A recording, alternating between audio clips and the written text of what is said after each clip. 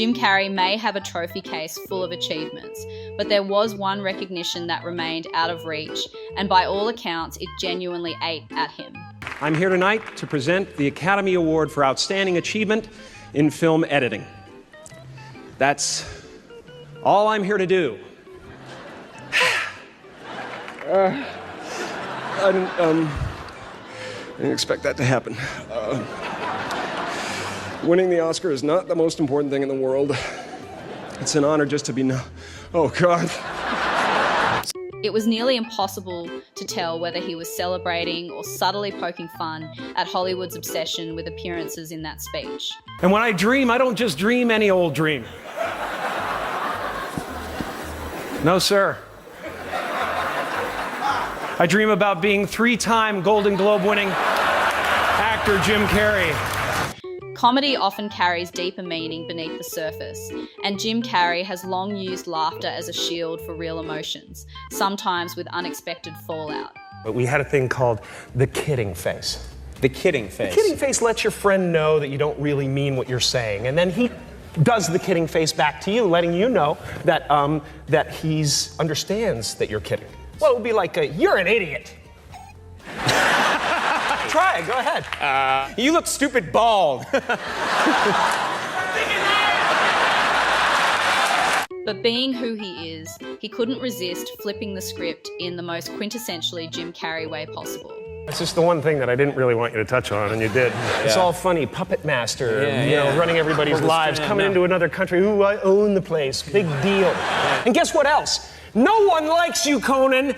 No one likes you, and you're gonna die alone!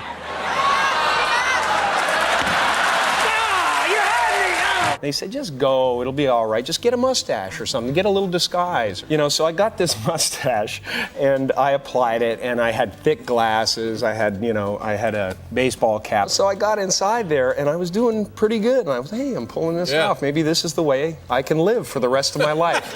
I got up to the vendor who's selling all this stuff, and I waited, and he didn't seem to be doing anything, so I looked up, and he was staring at me like this.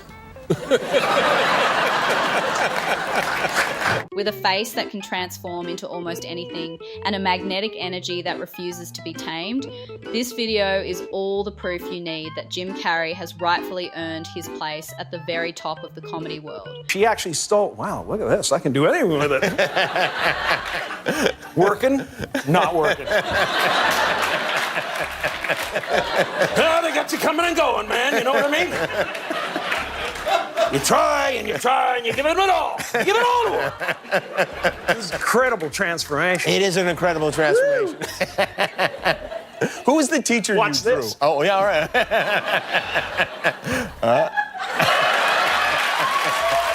After stepping away from the public eye for quite some time, Jim Carrey came back looking like a different person entirely, only to be greeted with a question that clearly caught him off guard. The question is not, why are you growing a beard? The question is, why am I growing a beard and still shaving my balls? It really doesn't make any sense at all. I think it's like a balance thing, you know?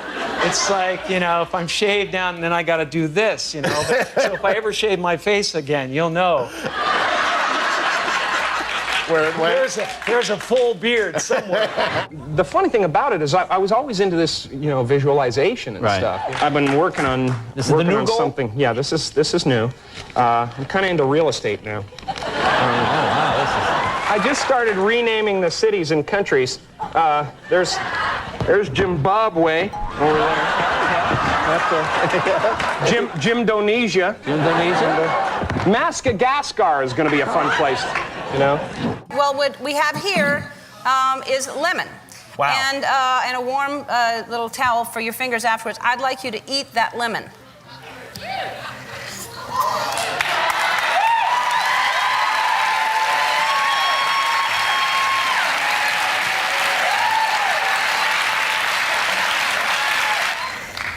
How's that? I made lemonade. Yeah. I wanted to talk to you because you're amazing and I'm so excited for you. Oh, it's thanks. incredible that you've gotten as far as you have with your obvious physical disadvantages. What trips most people up is precisely what drives Jim Carrey forward, and this moment captures that perfectly. His father was absent. His mother went into an asylum when he was 14 years old. My fault, sorry. It's pretty stirring stuff. During what had been a rough patch in his personal life, Jim Carrey once handed out some seriously unconventional dating advice. Consider yourself warned. If you want a whole room full of ladies to know what you want without them getting the wrong idea, walk into a singles bar like this.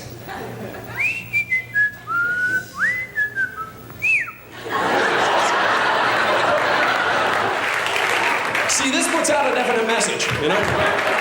It says, listen, I could care less, but my crotch would like to buy you a beer. Hi. How are you? Are you? Yes, he is. You're the one that my mother. He's the one. You're on camera. It's okay. He said it. Yeah, no, it's okay. For most actors, sharing a screen with Meryl Streep is enough to make their palms sweat. But Jim Carrey operates on an entirely different wavelength. At first, I was a little nervous. You know, I didn't know what she'd be like. But lucky for me, she was open and willing to learn. Remember the time when you were in the middle of that scene and you were all over the place, hamming it up, eating the damn scenery, and I said, hey, Meryl, less is more. I also want to thank the Hollywood Foreign Press for acknowledging comedy. Jim, you know this. It's weird. Normally they look at comedians as like very special people. Thank you very much. And you allow us to be in the room with the adults. You nominate us. You even have a category for us, comedy and dancing. There's a lot of dancers who could have been up here tonight, but they didn't make it. They say the more success you accumulate, the harder you laugh. And Jim Carrey seemed to figure that out earlier than most. It's a bit of pressure. I noticed that it changes you in little ways. Like it's changed the way I laugh at parties. Oh, really? You know, I used to go, that's really funny. You know, now I go, oh! Ah! Oh, beautiful!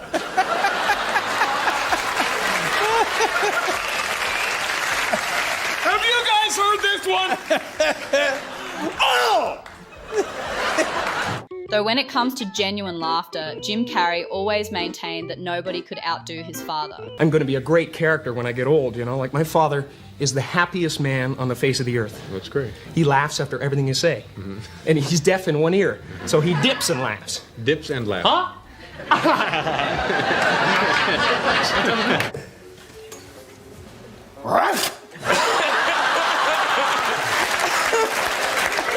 Don't worry about that Ebola thing. Jim Carrey went all in on his Jim Morrison persona during this particular award speech, and his moment of gratitude took a turn nobody saw coming. Last, but definitely most important to me, I'd like to thank all the ladies. There's some fine-looking in this room tonight, I'll tell you that much.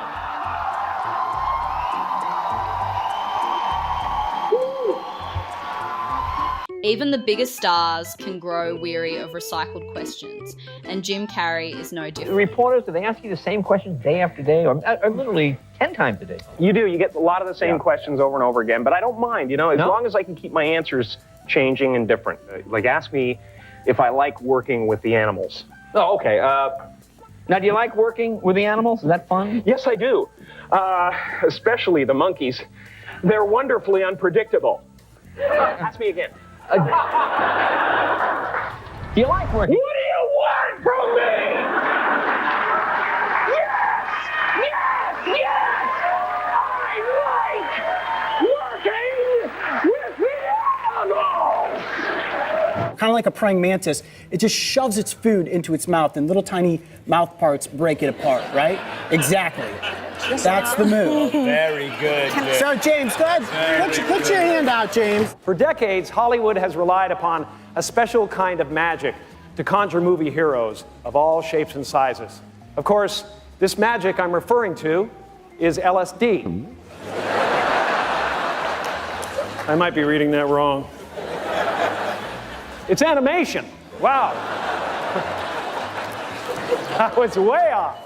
Sometimes when you watch this stuff, it's like you're, anyway. After years of being the subject of fabricated headlines, Jim Carrey found a way to spin the gossip into comedy. I want to tell people that if you go to a newsstand and you read about me in these rags, you know, 90% of what you're reading is absolute garbage. It's total fabrication. Really? Check it out.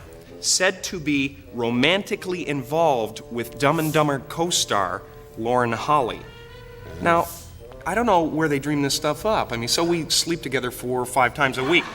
Does that mean we're romantically involved? Of course not. No. We're just good friends.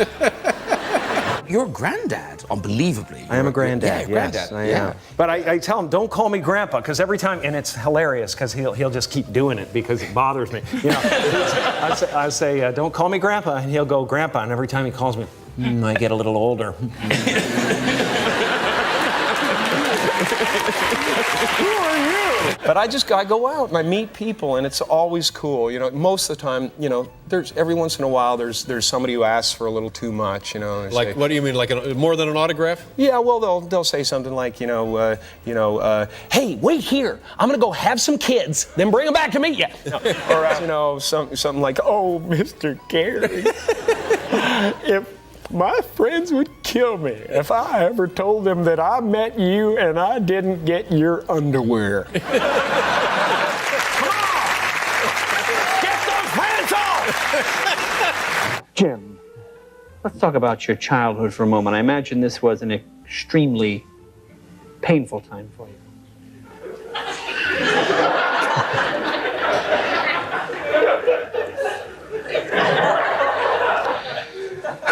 Here I go!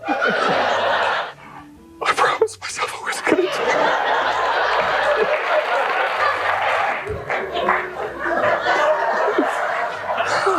it. Yeah? I gotta work on it.